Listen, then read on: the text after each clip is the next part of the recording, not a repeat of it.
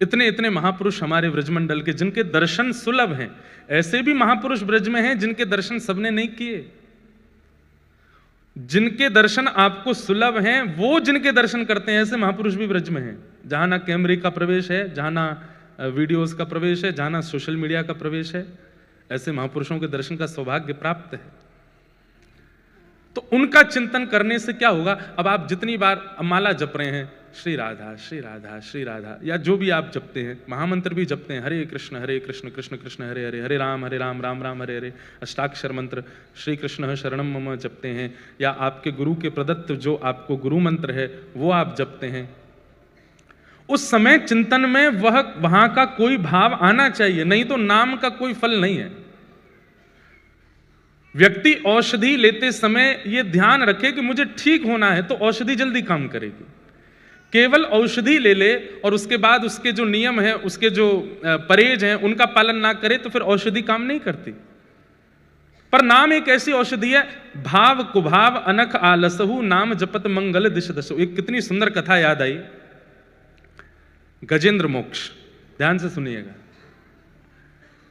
गजेंद्र जब भगवान नारायण को पुकारता है, सबको कथा पता है कि गजेंद्र अपने परिवार के साथ सरोवर स्नान करने, नदी स्नान करने गए, तो एक ग्राह ने, मगरमच्छ ने पैर पकड़ लिया। सबने खूब प्रयास किया लेकिन गजेंद्र बाहर नहीं आए। 3 दिन 4 दिन निकल गए लेकिन कोई निकाल नहीं पाया।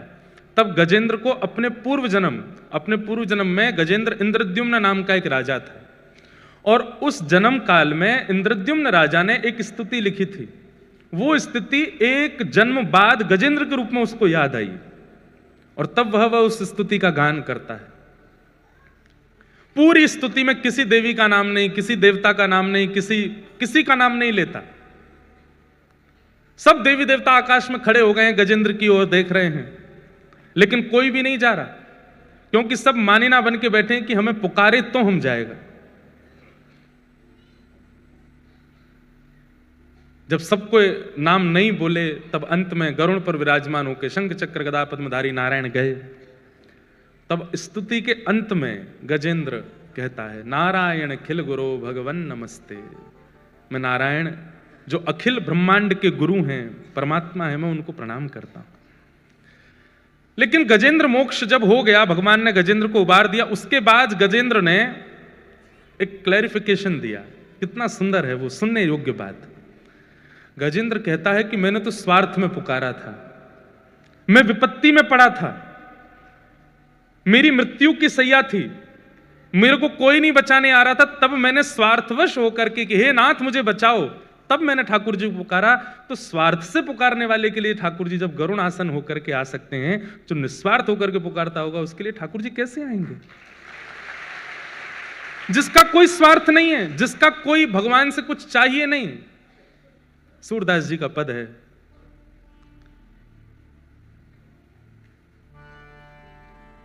जैसे राखो तैसे रहूं, जैसे राखो तैसे रहूं, जानत हो सुख दुख सब जन के, जानत हो सुख दुख। गाओ, कठिन थोड़ा ही है। जानत हो सुख दुख सब जन के, जानत हो सुख दुख सब। आप सब जानते हैं नाथ, तो फिर मैं क्यों कहूं?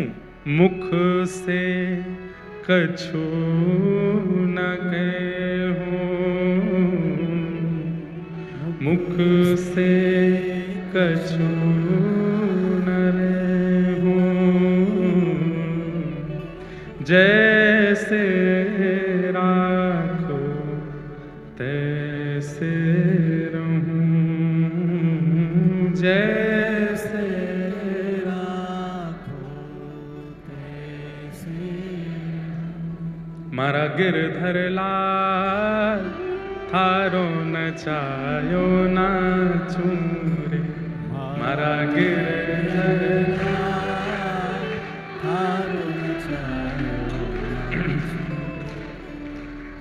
जा रंगरा कपड़ा पहरावे वैसो ही स्वांग बनाऊं जा रंगरा कपड़ा पहरावे वैसो ही स्वांग बनाऊं हो जैसो बोल बुलावे मुख सो जैसो बोल बुलावे मुख मैं तैसी बात सुनाऊं सुनाऊं मारा गिरधर लाल थारो नचायो नाचूं मारा गिरधर लाल थारो। भक्ति का असली स्वरूप है ये। आपको चंग आती है कीर्तन में नृत्य करने की, अच्छा लगता है भजन, वो एक अलग बात है, परंतु भक्ति का मूल रूप यही है। हमारी इतनी भी इच्छा नहीं है, हमारा इतना भी भाव नहीं है, हमारा इतना भी श्रेय नहीं है, सब कुछ ठाकुर जी पर अर्पित है। जो तू तन को रोग लगावे, क्या है आगे, क्या, हाँ, ओढ़ सरिस सो जाऊं जो तू काल रूप बने आवे जो तू काल रूप बने आवे मैं लपक गोद में आऊं हाँ मारा गिरधर लाल थारो नचायो नाचूं मारा गिरधर लाल। तो मूल भक्ति का स्वरूप यही है। हमें ठाकुर जी से कुछ नहीं चाहिए, हम आपके हवाले हैं, आप चाहे हमारे संग जैसे करो। हम अपनी तरफ से कोई इसमें बहुत प्रयोजन या बहुत योजनाएं नहीं बनाएंगे। और हम आपको बहुत उदाहरण देख करके भक्तों के चरित्र सुना करके तो सिद्ध करते ही हैं, पर हम ये बात कह दें, भगवान की नजर नहीं लगे इस बात को, हम ऐसे ही हैं। हमारा सच में कोई निधान नहीं होता कि हमें कब क्या पहनना है, क्या बोलना है, क्या खाना है, क्या पीना है, कहाँ जाना है, कहाँ नहीं जाना है, क्या करना है, नहीं करना है। पिछले कुछ वर्षों में इसका निधान हमारे हाथ में बिल्कुल नहीं है। आज हमने वस्त्र भी, पटका भी दूसरा निकाला, धोती भी दूसरी निकाली। हमारे भट्ट जी आए, बोले महाराज जी ये वाला पटका पहना दो, ये वाली माला पहना दो, ऐसे ये हाथ में ये कड़ूला पहना दो, पैरों में ये पहना दो। नहीं नहीं ये उतार दो, उतार लो। कान में बचपन से बाली पहनते, हमारी माँ बोली बहुत दिन अब इसको थोड़ा ठीक करवाऊंगा, लाओ दो, मैं उतार लो। सब बोले कहाँ गई, मैंने कि पता नहीं, जो पहना दे पहन लें, उतार दे उतार लें।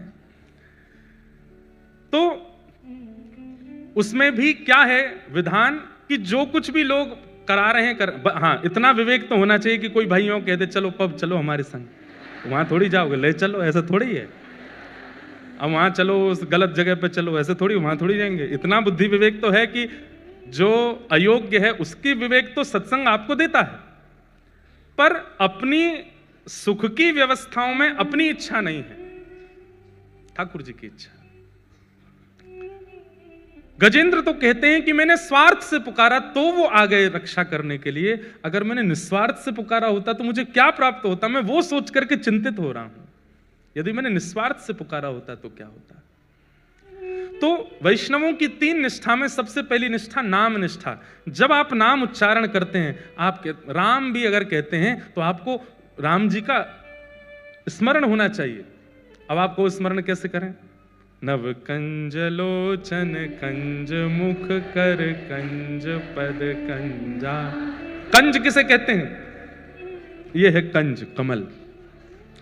जिनके कमल जैसे नेत्र हैं, जिनके कमल जैसा मुख है, जिनके कमल जैसे हाथ हैं, जिनके कमल जैसे पैर हैं, जिनके कमल जैसा सर्वांगीण अंग है, ऐसे प्रभु श्री राम। अब आप चिंतन करो, देखो कितनी सुंदर झांकी। ठाकुर जी हैं नील वर्ण के और आंखें कैसी हैं? कमल जैसी। तो जैसे मानो नील सरोवर में 2 कमल रखे हैं। ठाकुर जी के हाथ कैसे हैं? कमल जैसे, मानो नील वर्ण में 2 कमल। यहां चरण कैसे हैं? कमल जैसे। हम लोगों का एक स्वभाव है, संसार के विषय का चिंतन हम बहुत जल्दी कर लेते हैं, लेकिन भक्तिमय चिंतन हमसे बनता नहीं। अभी कोई आपको उठ पटांग चीजों का चिंतन करावे, विषय भावनाओं का चिंतन करावे, कोई गलत बात मंच से करने लग जाए, तो गंदी बात करने लग जाए, आप 2 मिनट में आपकी सारी इंद्रियां एक्टिव हो जाएंगी उसके लिए। लेकिन भक्ति भाव में लगाना पड़ता है, चिंतन करना पड़ता है, सोचना पड़ता है, चिंता करनी, कैसे बनेगा, कैसे बनेगा, क्यों नहीं बन रहा है? क्योंकि हमारा स्वभाव उस तरफ नहीं है, हमारी चित्तवृत्ति उस तरफ नहीं है, हमारी चित्तवृत्ति काम भोग की ओर है। तो वहां का चिंतन 2 मिनट में, गलत गाने सुन लेते हैं, गलत दृश्य देख लेते हैं, 2 मिनट में सब कुछ करना भी नहीं पड़ता, तो भी हमारी इंद्रियां सब सजग हो जाती हैं। और यहां इतनी कथाएं सुनने के बाद, नाम जप करने के बाद भी ठाकुर जी के प्रति चिंतन नहीं बन पाता। इसलिए प्रयास कीजिए, जब जब नाम उच्चारण करो तब तब या तो नामी का या नामी के धाम का चिंतन करो। जितनी बार नाम उच्चारण हो, वृंदावन का स्मरण हो, ब्रजवासियों का स्मरण हो, रसिकों का स्मरण हो, संतों का स्मरण हो, जितनी बार राम नाम उच्चारण करो। हमारे वृंदावन में एक बाबा रहते थे, उपासक थे राम जी के, रहते थे वृंदावन में। और जब बिहारी जी का दर्शन करते थे तो कहते, जय हो अवध बिहारी लाल की। ब्रजवासी कहते, बाबा का है वो, बावड़ा है वो, है वृंदावन बिहारी लाल है, अवध बिहारी बोले। राधा वल्लभ जी के पास जाते तो राधा वल्लभ जी के पास जय हो जानकी वल्लभ लाल की जय हो। राधा रमन जी का दर्शन करने जाते, जय हो जानकी रमन लाल की जय हो। सब ब्रजवासी कहते, बाबा तेरी कैसी बुद्धि। यमुना जी में जाते, जय हो सरजू मैया को जल कितना सुंदर है। ब्रजवासी तो अल्लड़ होते ही हैं, बाबा तुम वहीं क्यों ना मरे, अयोध्या जाके पूरे वृंदावन में अयोध्या को नाम जपे। तो कितनी सुंदर बात कहते बाबा। किसी ने कही, आप इतना क्यों राम जी का मंदिर में जाते हो, ठाकुर जी के नाम लेते हो राम जी का। तो बाबा बोले, जब अभी कथा तो बड़ी है पर मैं सूक्ष्म में सुनाता हूं। जब राम जी लौट करके आए अयोध्या तो शत्रुघ्न लाल जी को उन्होंने मथुरा भेजा था दैत्य वध करने के लिए।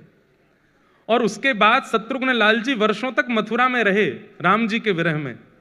तो वो बाबा बोले कि शत्रुघ्न लाल जी यहीं व्रज में विराजते हैं, उनको राम जी की बहुत याद आती है, तो मैं सब जगह राम राम राम राम गा करके उनके हृदय को प्रसन्न करता हूं, उनके हृदय को आनंदित करता हूं।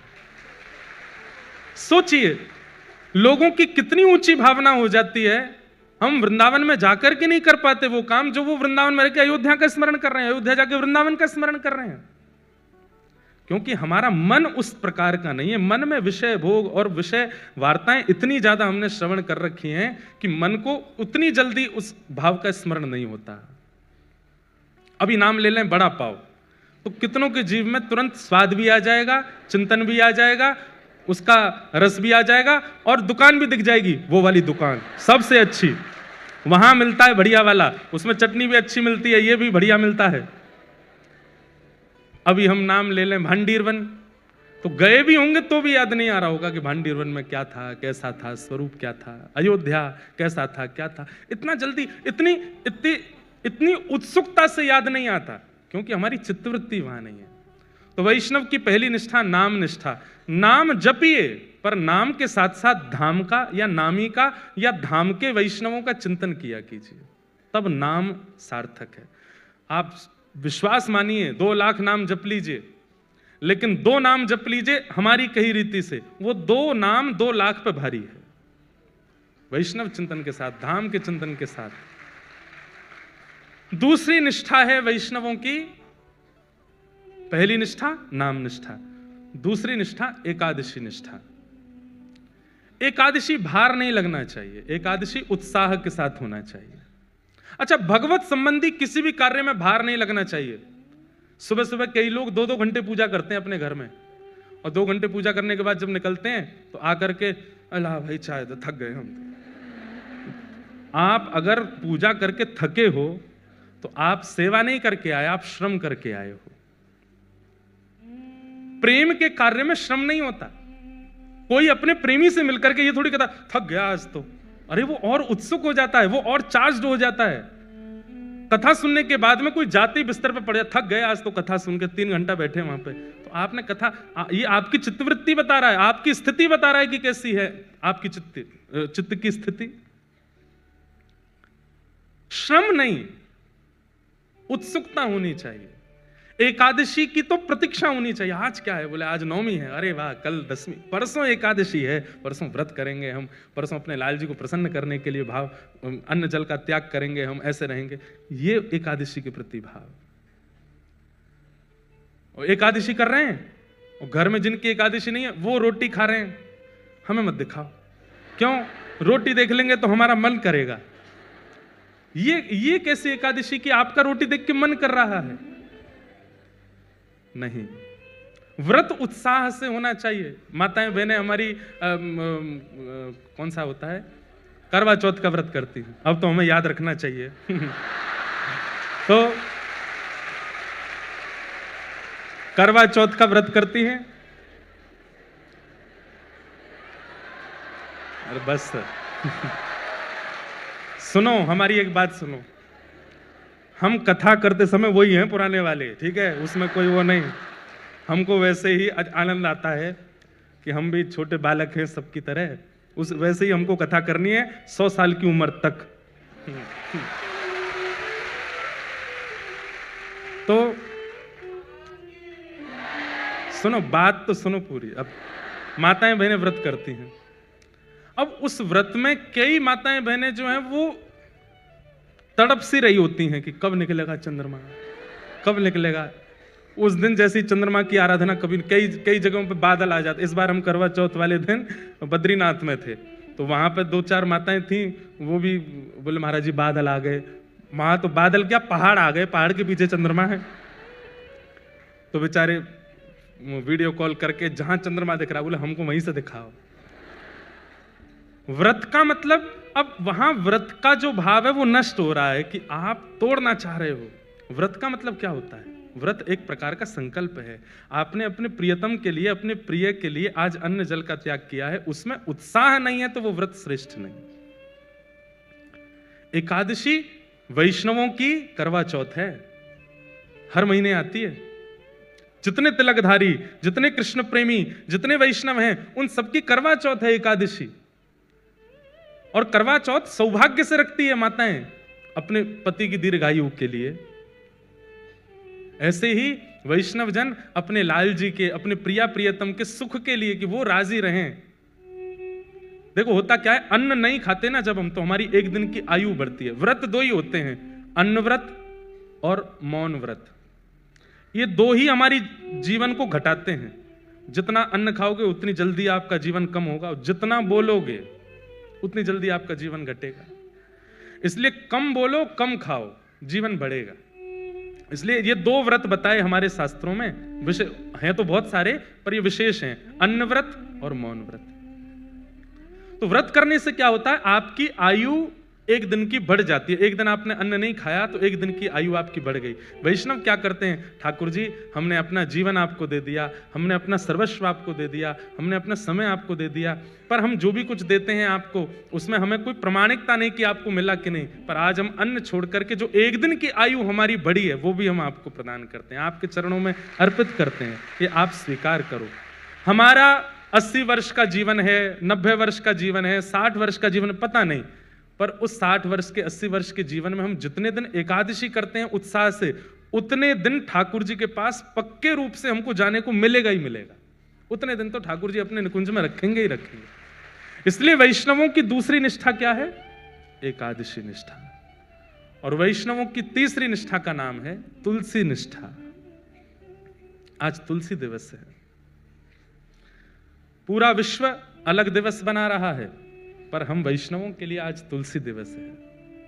बंधुओं, प्रत्यक्ष रूप से, मैंने पहले भी कथा में कहा, भाई लोगों को ठाकुर जी की सेवा बड़ी निपुणता से करनी चाहिए।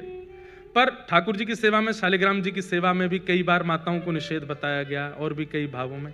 माताओं के लिए तो तुलसी सेवा, तुलसी की सेवा करो। जिस घर में तुलसी जी हरी भरी रहती हैं, जिस घर की तुलसी जी देख करके बस आनंद आ जाए, घनी तुलसी घर के द्वार पर लगी हैं, उस घर में कभी यमराज नहीं आते, उस घर के किसी भी व्यक्ति को यमलोक नहीं जाना पड़ता।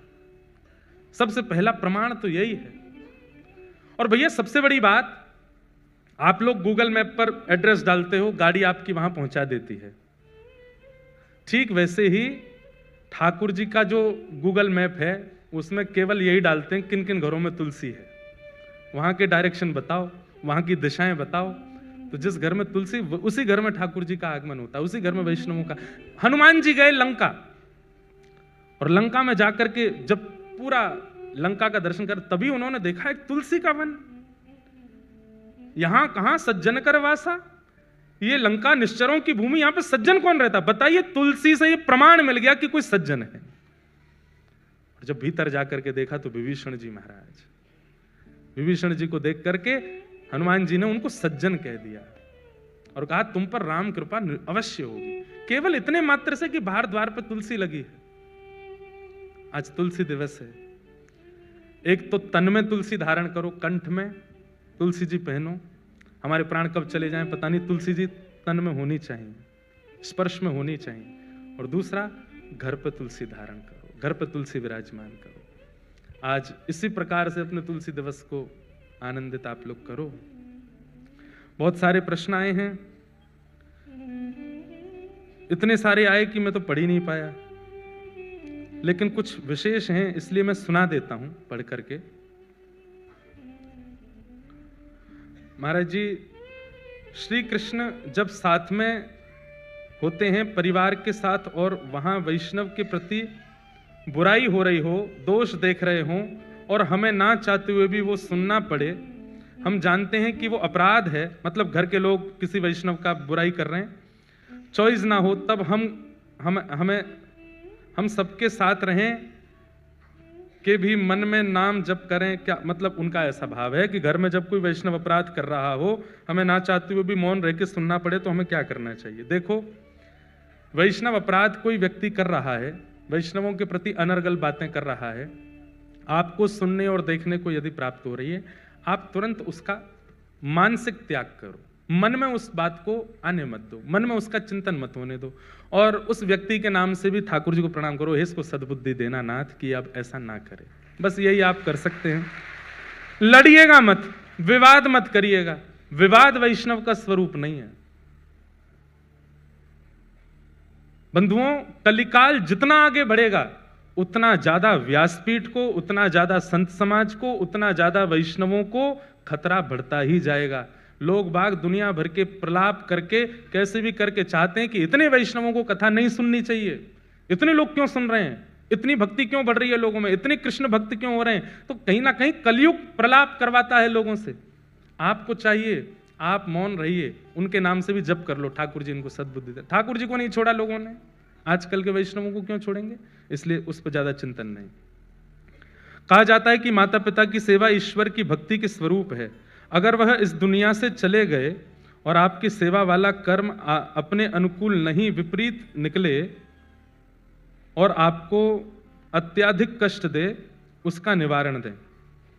इनका ऐसा भाव, कहा जाता है माता पिता की सेवा ईश्वर की भक्ति के स्वरूप है। अगर वह इस दुनिया से चले गए और आपके सेवा वाला कर्म आपके अनुकूल नहीं, विपरीत निकले, तो आपको अत्यधिक कष्ट दे, उसका निवारण दें। यदि आपके अपने ही आपको सबसे ज्यादा कष्ट दें और आपको जीना भी दुर्बल कर दें, तो इसके प्रति क्या करना चाहिए?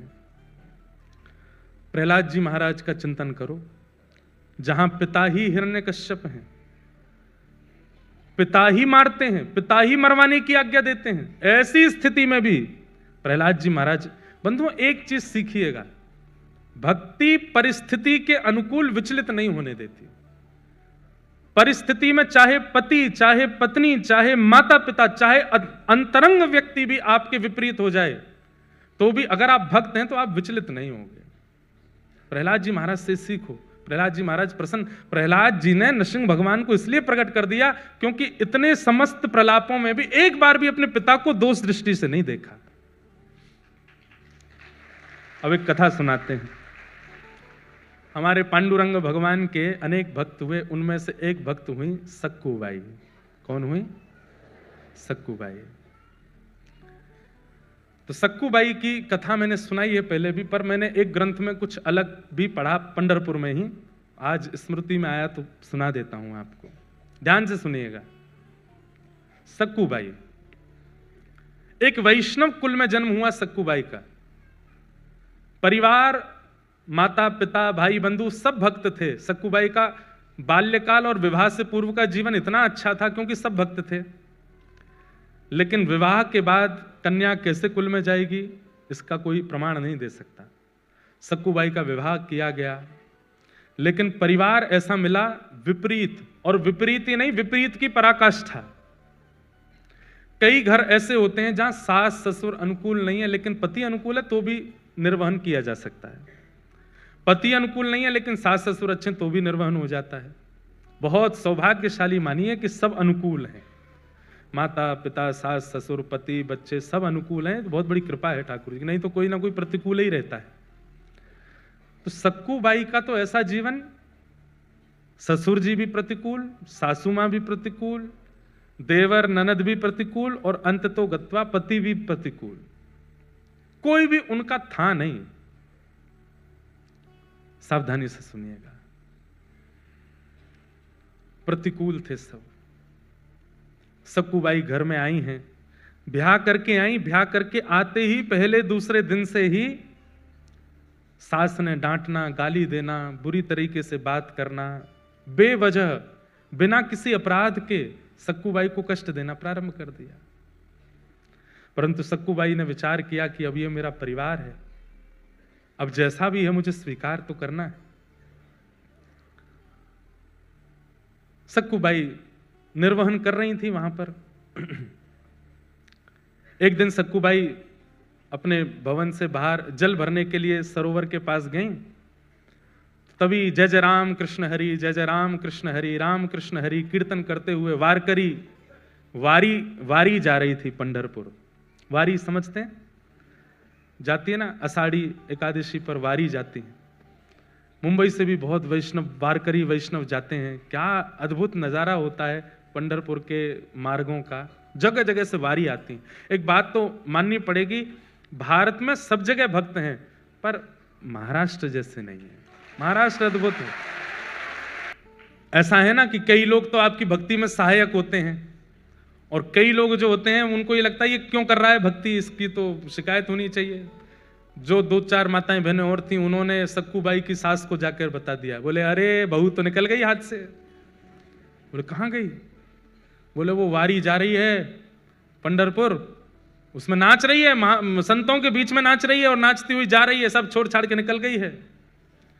तुरंत अपने पुत्र को बुलाया, पति को बुलाया, अरे सक्कूबाई चली गई, उसको पकड़ के लाना है। डंडे लेकर के बड़े बड़े पहुंचे, वारी ज्यादा दूर नहीं जा पाई थी, वहीं सक्कूबाई के केस पकड़ लिए, लेकर के आए वापस। सक्कूबाई के तो अभी भी वही कीर्तन चल रहा था मुखमंडल पर, जय जय राम कृष्ण हरि, जय जय राम कृष्ण हरि।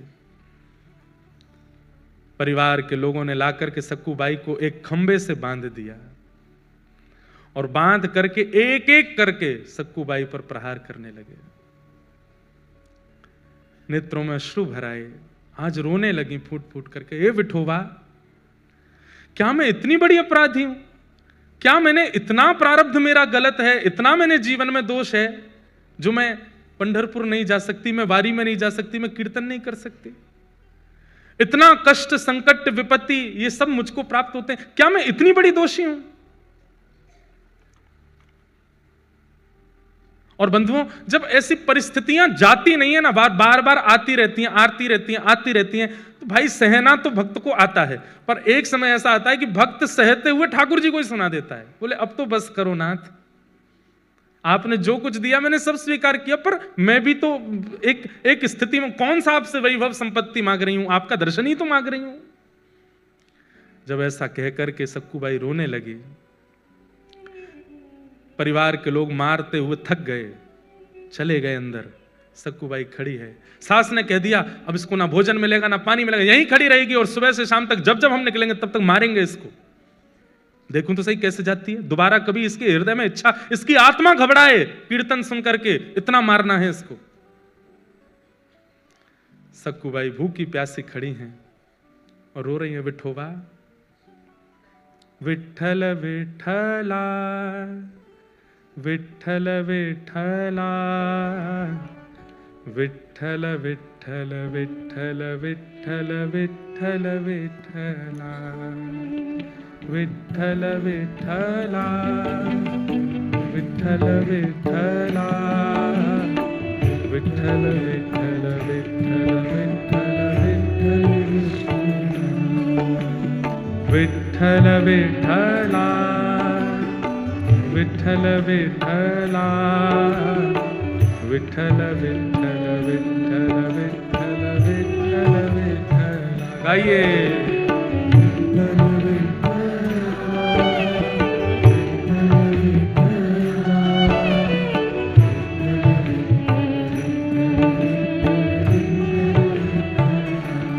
सक्कूबाई गा रही है और इतने में ही एक गांव की ही जो जैसे नवारी साड़ी पहनते हैं ना यहाँ महाराष्ट्र में, लांग लगा करके माताएं ऐसे तैयार होती हैं गजरा वजरा पहन करके, बिल्कुल ऐसी नवारी साड़ी पहन करके सांवली सी एक सखी, स्वयं पंडरीनाथ भगवान एक सखी बन करके आए और आकर के सक्कूबाई के पास खड़े हो गए, नेत्र बंद करके अश्रु प्रवाह करती हुई गा रही है। तभी आकर के जैसे ही पंडरीनाथ भगवान ने स्पर्श किया, एक सखी के रूप में आए थे, नेत्र खुले, नेत्र खोल करके देखा, अरे तू क्यों रोती है, क्या बात है? पंढरपुर जाना है, पंडरीनाथ को देखना है, बस वही इच्छा है। तुरंत रस्सी खोलने लगे ठाकुर जी, बोले मत करो, मेरी सास बहुत मारेगी। बोले तू चिंता मत कर, सुन यहां से पंढरपुर जाने में 1 रात का समय लगेगा, तू चली जा, जाकर के दर्शन कर और दर्शन करके कल रात्रि तक वापस आ जाना, तब तक मैं तेरी जगह खड़ी हो जाती हूं, तू मुझे बांध जा यहां पर, मैं यहां खड़ी रहूंगी। अरे तुम क्यों पीड़ा सहोगी, तुम्हारा तो कोई अपराध नहीं। बोले अपराध तो तेरा भी नहीं है, बदले में मुझे कुछ चाहिए, वो दे देगी। बोले क्या? पूरन पोली बना के खिला दियो मुझे। सक्कूबाई बोली वो तो तुम खुद भी बना सकती हो। नहीं, मैंने सुना तू बहुत अच्छा बनाती, तेरे हाथ का पाऊंगी। ठाकुर जी बोल रहे हैं चली जा, और मैं पूरन पोली की इतनी शौकीन हूं, तू 1 रात भी पिट लूंगी, तू लौट के आएगी, मुझे बस खिला देना, फिर तू आके यहीं खड़ी हो जाना, मैं बांध दूंगी तुझे, अभी तू जा। और आकर के रस्सी खोल दी, सक्कूबाई हट गई, ठाकुर जी खड़े हो गए, बोले सुन मुझे बांध के जा। सक्कूबाई बोली मैं नहीं कर सकती। बोले मैं कह रही हूं मुझे बांध के जा। सक्कूबाई ने ठाकुर जी को बांध दिया। ठाकुर जी खड़े हैं, पंडरीनाथ खड़े हैं, बोले तू जा, विठोबा का दर्शन करके आ। सक्कूबाई प्रणाम करके चली गई। यहां शांत संध्या का समय हुआ और सास ससुर पति सब निकल के आए।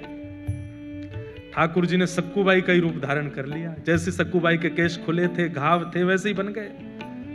आकर के फिर से मारना शुरू किया। ठाकुर जी पीड़ा सह रहे, मेरी सक्कू चली जाए, दर्शन करके आ जाए। बंधुओं हमें नहीं पता ठाकुर जी कब कहां क्या कर रहे हैं। आज भी मेरी परिस्थिति के लिए, आपकी परिस्थिति के लिए, हम सबकी परिस्थिति के लिए कहीं तो कुछ कर रहे हैं, वो हमें नहीं पता चलता है। कथा सुनना इतने भयंकर कलिकाल में, माया नगरी मुंबई में आसान है। यहां समय भी रोकता है, यहां परिस्थिति भी रोकती है, यहां के लोग भी रोकते हैं कथा सुनने से, फिर भी आप आ रहे हैं। ये विट्ठल कर रहे हैं तभी आप आ रहे हैं।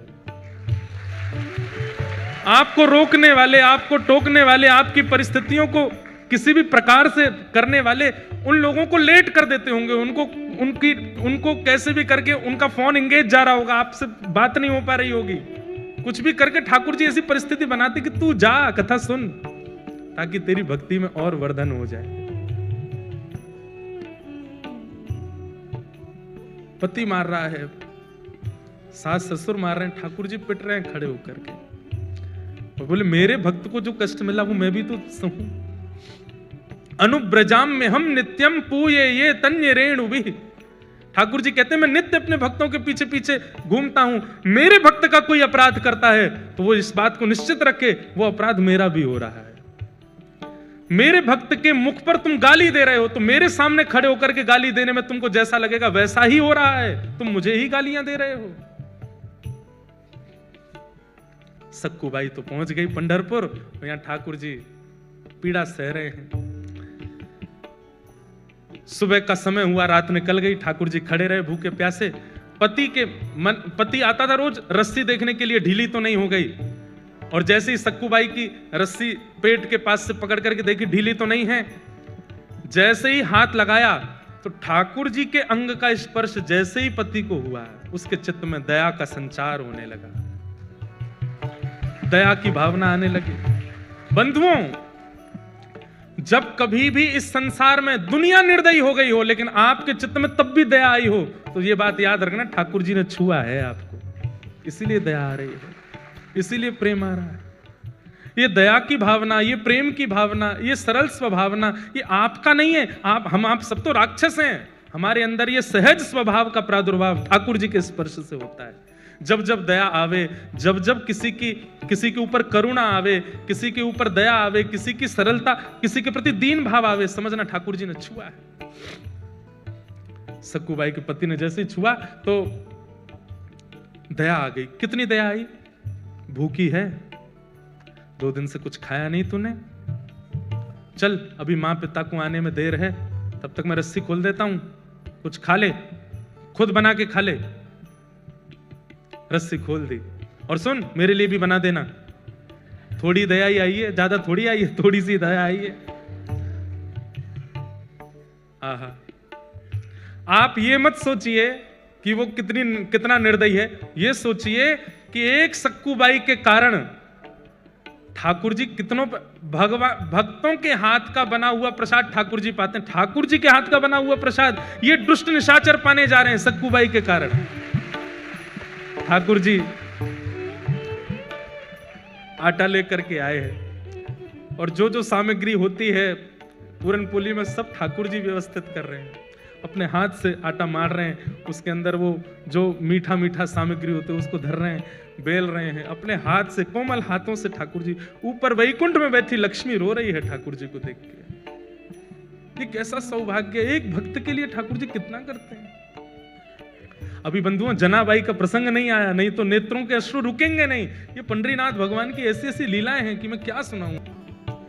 सक्कूबाई तो मंत्र मुग्ध हो गई, ठाकुर जी के चरणों को स्पर्श करके, हृदय से लगा करके, दर्शन करके इतनी आनंदित हो गई। अब जैसे ही बाहर निकलने लगी सक्कूबाई तो भूल गई कि मेरा परिवार है, मेरा घर है, मेरा पति है, मेरी सास है, कौन, सब भूल गई। कुछ स्मृति नहीं थी, बस ये लग रहा है कि मैं दूर नहीं जा सकती, मैं आपसे दूर नहीं हो सकती नाथ। ज्यों-ज्यों पग बाहर कर रही है घर से, मंदिर से, त्यों-त्यों सक्कूबाई के ऐसा लग रहा है कि मैं कैसे रहूंगी, ये विठोबा जैसे दिखने बंद होंगे, मेरी श्वास निकल ना जाए, मेरे प्राण ना चले जाएं। और वही हुआ, जैसे ही सक्कूबाई मंदिर से बाहर आई, विठोबा दिखने बंद हुए। व्याकुल प्राण धरत नहीं धीरज, ऐसे प्राण हो गए सक्कूबाई के। उसी समय एक क्षण में खड़ी खड़ी सक्कूबाई के प्राण निकल गए, ठाकुर जी में विलीन हो गए। वही वारकरी वैष्णव जो वारी लेकर के सक्कूबाई के गांव से निकले थे, वो सब वहां कीर्तन कर रहे थे। तभी देखा कि कोई माता मूर्छित हो गई। दौड़ करके सबने जाकर के देखा, श्वास देखी चल नहीं रही है, नब्ज देखी चल नहीं रही है। वैद्य आए, वैद्यों ने मृतक घोषित कर दिया। वारकरी वालों में से एक बोला, अरे ये तो वो सक्कूबाई है, इसके गांव से ही तो हम लोग निकले थे, जो हमारी वारी में थोड़ी दूर चली, फिर सास ससुर पकड़ के ले गए थे, मारा पीटा, ये वही तो है। सबने मंत्रणा की, बोले कितनी सौभाग्यशाली, ठाकुर जी को देखते देखते प्राण चले गए। अब इसका शव वापस इसके घर पहुंचाना नहीं है, यही संस्कार कर दो इसका, हम लोग करेंगे, हम वैष्णव संस्कार करेंगे। और चंद्रभागा के तट पर जाकर के सक्कूबाई का संस्कार कर दिया वैष्णवों ने। वहां ठाकुर जी बंधे हैं सक्कूबाई बन करके। ठाकुर जी कह रहे हैं, वारी सक्कू तू तो गई, मैं यही खड़ा रह गया। अरे सक्कू ये क्या करके गई?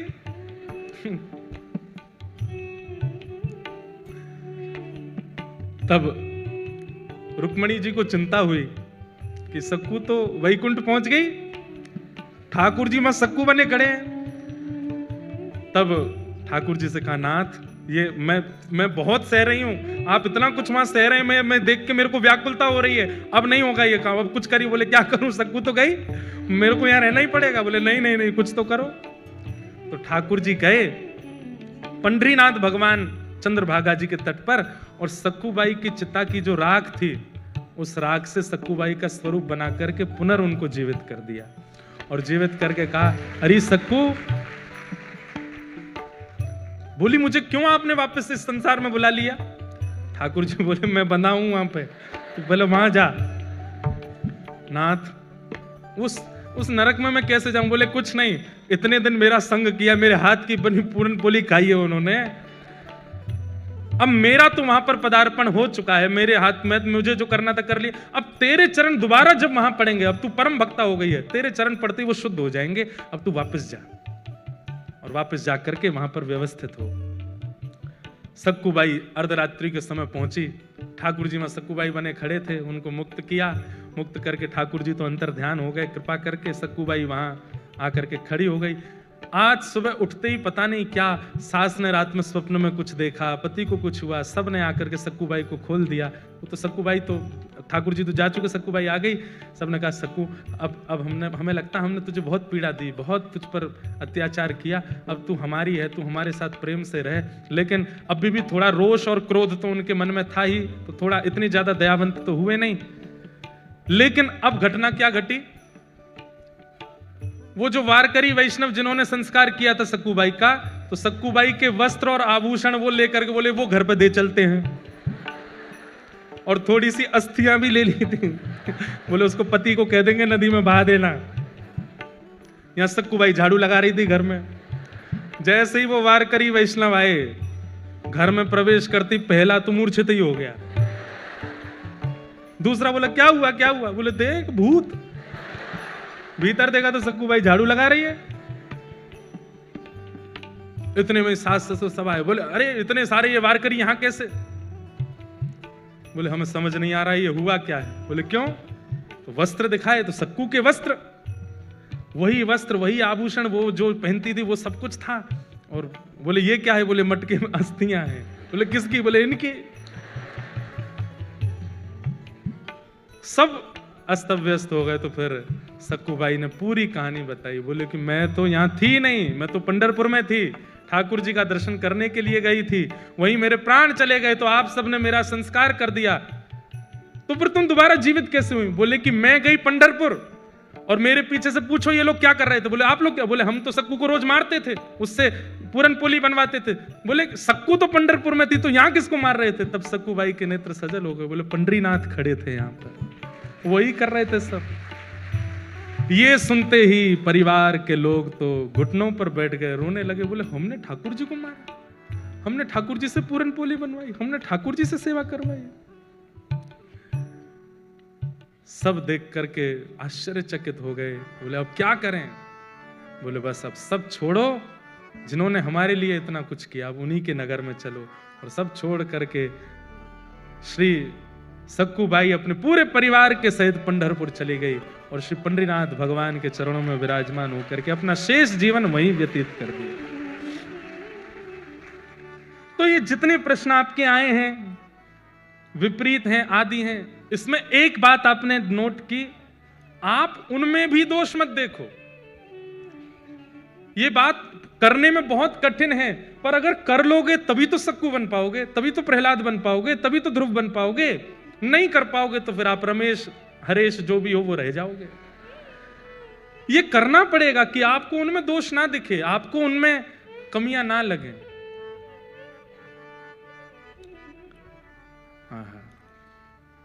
ऐसे सक्कूबाई परिवार सहित ठाकुर जी की होगी।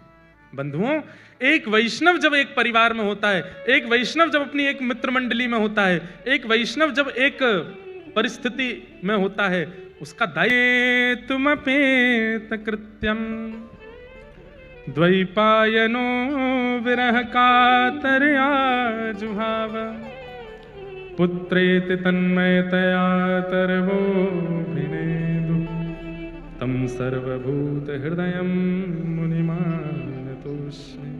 कल हम लोगों ने भागवत जी का मंगलाचरण सुना। तत्पश्चात 88,000 सौनकादि ऋषि बैठे हैं और सूत जी महाराज से उन्होंने 6 प्रश्न किए हैं। और ये 6 प्रश्न कौन कौन से हैं? ध्यान से सुनना। किम श्रेय शास्त्र सारः का स्वावतार प्रयोजनम किम कर्म के अवतारश्च धर्मः कम शरणम गतः। सबसे पहला कि भगवान के अवतार का श्रेय माने क्रेडिट किसको जाता है? भक्तों के लिए आते हैं ठाकुर जी, राक्षसों के लिए आते हैं, किसके लिए आते हैं? किम श्रेय। फिर हमारे हिंदू वैदिक सनातन धर्म में इतने सारे शास्त्र हैं, इनका सार क्या है? दूसरा प्रश्न, स्व अवतार प्रयोजनम, भगवान के अवतार का प्रयोजन क्या है? ठाकुर जी धर्म संस्थापनार्थाय संभवामि युगे युगे, धर्म की स्थापना करने आते हैं, परंतु कई विषय और कई लीलाओं से कई लोगों के मन में प्रश्न चिन्ह प्रकट हो जाता है, तो इसका स्पष्टीकरण करें कि भगवान के अवतार का प्रयोजन क्या है। किम कर्म, भगवान के कर्म क्या हैं? के अवतारस्य, भगवान के अवतार कितने हैं? और अंतिम प्रश्न, धर्मः कम शरणम गतः। इन्हीं 6 प्रश्नों में अब कथा चलेगी। ये 6 प्रश्न मूल आधार हैं, इन्हीं के उत्तरों में ही पूरी कथा का क्रम चलेगा। भगवान के अवतार का श्रेय किसको जाता है? तो वाल्मीकि रामायण में एक प्रसंग आता है कि जब विभीषण शरणागति हुई, विभीषण को लंका से निकाल दिया रावण ने, और जब विभीषण राम जी की शरण में आया तो राम जी ने शरणागति करने से पूर्व एक बार अपनी बानर सेना से पूछा कि मुझे क्या करना चाहिए, इसको स्वीकार करूं कि नहीं? तो मुखियाओं को बैठाया, जामवंत जी बैठे थे, सुग्रीव बैठे हैं, हनुमान जी बैठे, सबको बैठा करके पूछा कि ये शत्रु का भाई आया है, इसको स्वीकार करें कि नहीं? तो कईयों ने तो ठाकुर जी से कहा, ठाकुर जी आपका स्वभाव अस्वीकार का तो है नहीं, शरण गहे प्रभु ताही ना त्यागा, शरण में आने वाला विश्वद्रोही क्यों ना हो, ठाकुर जी उसको भी स्वीकार करते हैं। कितना बड़ा गुण है ठाकुर जी का। और हम लोग कैसे हैं? हमें जो अच्छा नहीं लगता वो अवगुण भी यदि किसी में आ जाता है तो वो अपना पुत्र भी हो, अपनी पत्नी भी हो, अपने पति भी हो, अपने पिता माता भी, तो भी हम त्याग कर देते हैं। और ठाकुर जी कैसे हैं कि विश्वद्रोह भी अगर उसके अंदर हो तो भी वो ठाकुर जी की शरणागति अगर पवित्र होकर के कर ले, ठाकुर जी उसको स्वीकार कर लेते हैं। इसीलिए तो वो ठाकुर जी और हम मानव हैं। उनके अंदर स्वीकारता है और हमारे अंदर विषयों की स्वीकारता है और दोष देख करके लोगों का त्याग है। इसका मतलब यह नहीं है कि आप विषयी भोगी लोगों का त्याग ना करो। सूरदास जी की एक पंक्ति है, उसमें सूरदास जी आपको त्यागने के लिए नहीं कह रहे, पर मन से त्यागने को कहते हैं। तजोरे मन हरि विमुखन को संग, मन से त्याग करो। कई बार कई संबंध ऐसे होते हैं जिनका हम शरीर से त्याग नहीं कर सकते, पर मन में उनको स्थान मत दो, मन में योग्य नहीं है आने लायक, इतना तो कर सकते हैं। तो जब विभीषण जी आए तो भगवान ने सबसे पूछा, तो सुग्रीव ने मना किया कि प्रभु शत्रु का भाई है, इसको स्वीकार नहीं करना चाहिए। तो सुग्रीव की बात पर कई वानरों ने बल दिया कि नहीं, सुग्रीव सही कह रहे हैं नाथ, हम इतने आगे तक आ चुके हैं, अब लंका पहुंचने की देर और सीता जी को बस प्राप्त करने की देर है, और ऐसी स्थिति में विभीषण को स्वीकार करना कहीं ऐसा ना हो कि कोई विघ्न आ जाए, मत स्वीकार करो। सबकी बात सुन करके ठाकुर जी ने कहा ठीक है, उठ करके गए और विभीषण को हृदय से लगाया, तिलक कर दिया, स्वीकार कर लिया। तो ये बात सुग्रीव को अच्छी नहीं लगी और कहते हैं कि सुग्रीव ने उस समय मन बना लिया और मन में सोचने लगा, अब ये अकेले सीता जी को ले आ, मैं तो इनका साथ नहीं दूंगा। जब हमारी बात माननी नहीं थी तो पूछा क्यों? तो ठाकुर जी तो मन की बात जानते हैं। तुरंत सुग्रीव को बुला करके भगवान बोले, क्या सोच रहे हो मन में? सुग्रीव बोले नहीं कुछ नहीं। बोले तुम क्या बोलते हो, हमको पता नहीं। लेकिन सुग्रीव हम तुमको एक बात स्पष्ट कर दें। बोले क्या? तुम्हें क्या लगता है हम रावण से युद्ध करने के लिए यहां आए हैं? जितनी देर में लक्ष्मण जी अपनी पलक झपकाते हैं ना, इससे भी कम समय में वैकुंठ में बैठे बैठे रावण का वध कर सकता हूं मैं। और वध तो बाद की बात, अगर मैं ना चाहूं तो रावण का जन्म ही नहीं होगा। मैं चाहता हूं इसीलिए सब हो रहा है। तो ये मत सोचो कि तुम्हारा संग मिलेगा, बानर सेना मिलेगी, तुम लोग आओगे तो ही रावण मरेगा।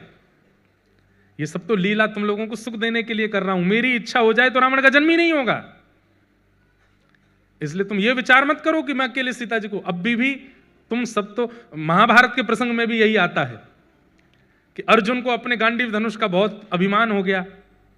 तो उस समय बर्बरीक, जिन्हें हम लोग आज कलिकाल में श्री खाटू श्याम जी के रूप में पूजते हैं, जब उन्होंने ये उद्घोषणा कर दी कि महाभारत युद्ध का सबसे बड़ा योद्धा कौन, तो भीम अपनी छाती चौड़ा के खड़े हो गए, मेरा नाम बोलेंगे। युधिष्ठिर बोले नाम तो मेरा ही बोला जाएगा। अर्जुन ने अपना धनुष आगे कर दिया कि ये दिखेगा तो ये मेरी तरफ बोलेंगे। दूर खड़े थे ठाकुर जी, बर्बरीक बोले महाभारत युद्ध के सबसे बड़े योद्धा कृष्ण। तो उस समय परिहास करने लगे पांडव और हंसते हुए बोले बर्बरीक, जिसने शस्त्र भी नहीं उठाया पूरे महाभारत में, तुम कह रहे हो सबसे बड़ा योद्धा वो, जिन्होंने केवल भोजन पानी किया है, शयन किया है और थोड़ा बहुत रथ चलाया, तुम कह रहे हो सबसे बड़े योद्धा वो? हमें लगता है तुम्हें दिखाई नहीं दिया। बोले इसीलिए तो कह रहा हूं सबसे बड़े योद्धा वो जिन्होंने बिना शस्त्र के पूरी सेना मार दी। अरे अर्जुन,